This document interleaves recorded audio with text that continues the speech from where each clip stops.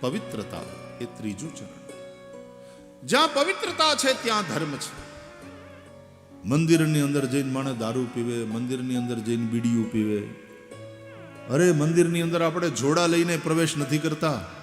દારૂની અને નોનવેજની તો વાત ક્યાં, ધૂમ્રપાન ઇત્યાદિ પણ નથી કરતા. કેમ? પવિત્ર જગ્યા છે, એની પવિત્રતા જાળવવાની.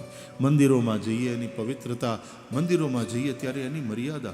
ગમે એવા વસ્ત્ર પહેરી ન જવાય મંદિરે સાહેબ. રાષ્ટ્રપતિને મળવા જવું જ બરમુડા પહેરીને નથી જવાતું. એક વિવેક હોય છે.